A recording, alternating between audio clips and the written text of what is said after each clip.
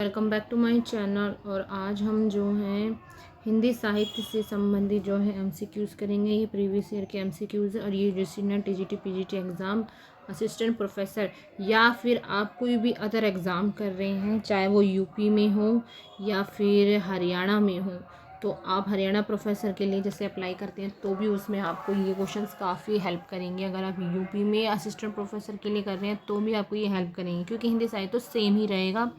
ठीक है, तो बस थोड़ा बहुत जो है क्वेश्चन को थोड़ा सा तोड़ मरोड़ के दिखा दिया जाता है, लेकिन क्वेश्चन वही रहता है, इसलिए हमें बार बार जो है क्वेश्चंस की प्रैक्टिस करनी चाहिए। अब आपका यूजीसी नेट तो बहुत ज़्यादा करीब है, तो आपको अच्छे से अपनी प्रिपरेशन करनी बहुत ज़रूरी है। तो इस वीडियो में हम बहुत अच्छे अच्छे क्वेश्चन लाएँ जो आपकी शायद आने की संभावना होती है, या बहुत ज़्यादा बार वो आ चुके हैं वो क्वेश्चन। तो चलिए बिना देरी के शुरू करते हैं। ये एक मिनट। हाँ, तो हमारा पहला क्वेश्चन आपके सामने है। संत काव्य परंपरा का कौन सा कवि अपनी विद्वता यानी कि सर्वाधिक शिक्षित होने के कारण प्रसिद्ध है? तो वो कौन है? ऑप्शन है धर्मदास, बी है रविदास, सी है सुंदरदास और डी है रब्ज। तो आंसर इसका होगा ऑप्शन सी यानी कि सुंदरदास। अब जो ये आपके सुंदरदास हैं, इन्होंने क्या क्या किया था इसके बारे में आप थोड़ा सा जान लेते हैं। देखिए, इनका जन्म जो है वो जयपुर में हुआ था। कहाँ पे? जयपुर में। और जयपुर में भी कहाँ हुआ था? दौसा। तो याद रखिएगा, इनका जो है पूछा जा सकता है। ठीक है, और दौसा नामक जगह पर हुआ था और 1596 में, याद रखिएगा, ये आप लिख लीजिए, 1596 हुआ था। और इसकी इनकी जो मृत्यु है 1689 में हुई थी। ठीक है, और इनके पिता का नाम क्या था? परमानंद। एक मिनट रुकिए, इनके पिता का नाम था परमानंद खांडेवाल। ठीक है, आप इसे एक कॉपी में लिख लीजिए। सूरदास के गुरु कौन थे? दादू दयाल। याद रखिएगा, सूरदास के कौन थे? दादू दयाल। ठीक है, तो दादू दयाल किसके गुरु थे? सूरदास के गुरु। ठीक है, और ज्ञान समुद्र और समुद्र विलास इनकी प्रमुख रचनाएं थी। ठीक है, तो क्या थी? सुंदरदास की ज्ञान समुद्र और सुंदर विलास, इनकी जो कि प्रमुख रचनाएं ही काफ़ी पॉपुलर थी। तो चलिए नेक्स्ट क्वेश्चन देख लेते हैं।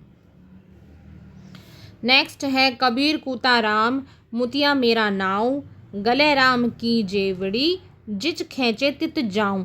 इस दोहे में किस तरह की मानसिकता जो है व्यक्त की गई है?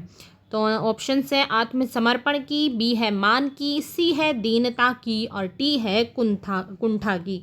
तो आंसर इसका होगा ऑप्शन ए, आत्मसमर्पण। तो इन्होंने जो है इसमें आत्मसमर्पण की मानसिकता जो इन्होंने व्यक्त की है।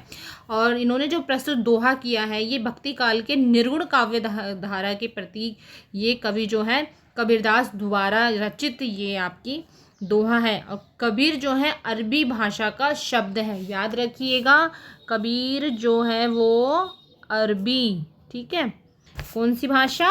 अरबी भाषा। ठीक है, अरबी भाषा की शब्द है, जिसका अर्थ क्या होता है?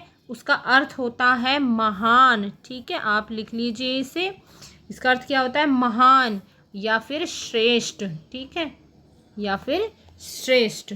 ठीक है, आपसे ये भी पूछा जा सकता है। चलिए नेक्स्ट क्वेश्चन देखते हैं।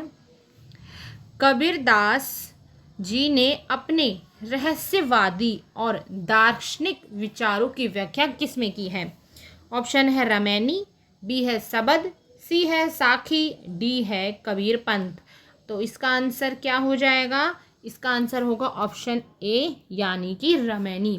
कबीर की वाणियों का जो संग्रह है उनके शिष्य कौन थे? जो कि धर्मदास ने, किसने किया था? धर्मदास ने, याद रखिएगा, धर्मदास ने बीजक में। ठीक है, बीजक, ये भी लिख लीजिए एक बार आप, बीजक में किया था और 1964 में किया था। कब किया था? 1964 में, सॉरी 1900 नहीं, यहाँ पे आपका 1464 होगा, 1464।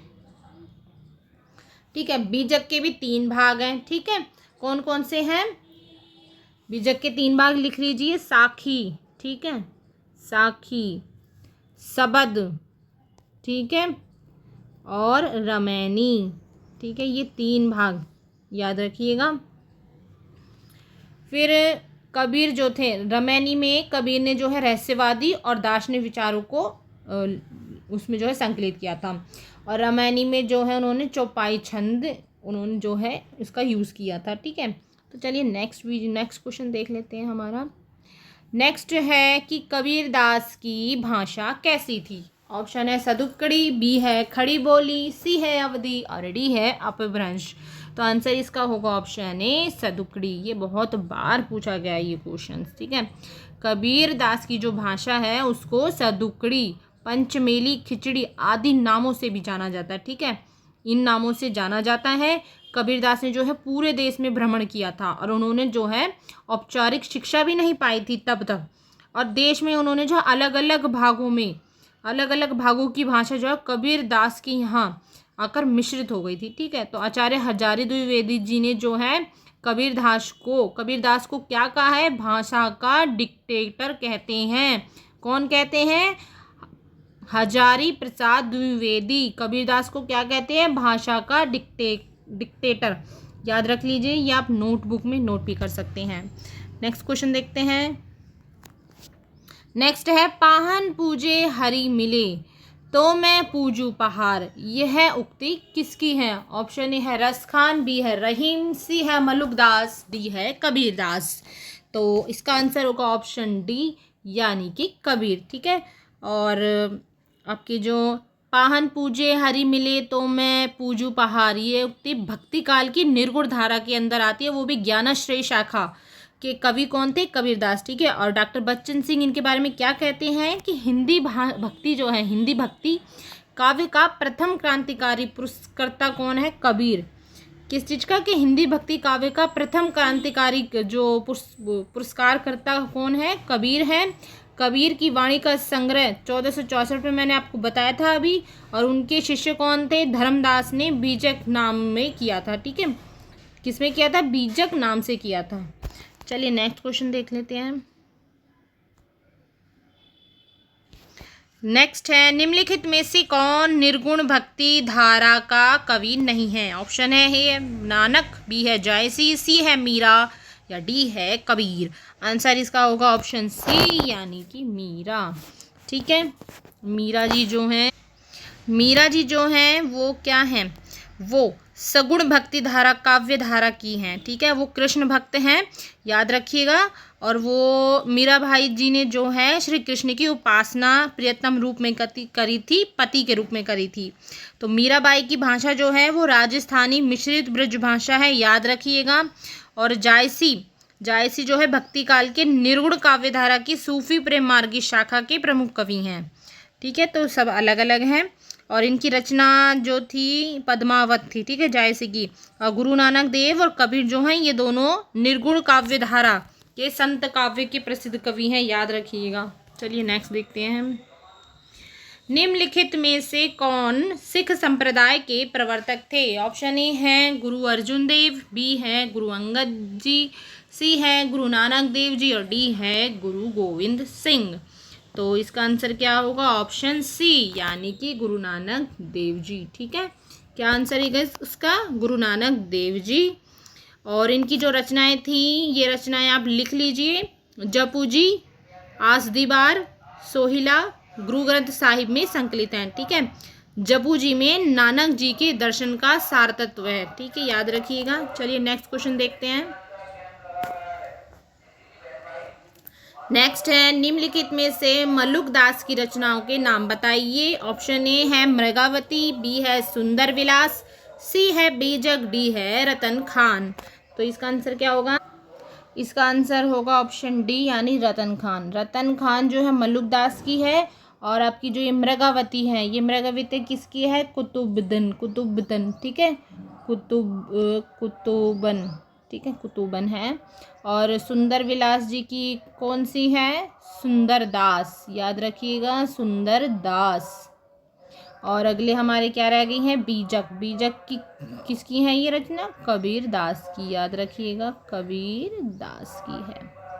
ठीक है, नेक्स्ट क्वेश्चन है कै बिरहीन को मिच दे के आपा दिखलाई, आठ पहर का दांझड़ा मोह पे सहा न जाए पंक्ति, इन पंक्तियों में प्रेम की किस स्थिति का वर्णन हुआ है?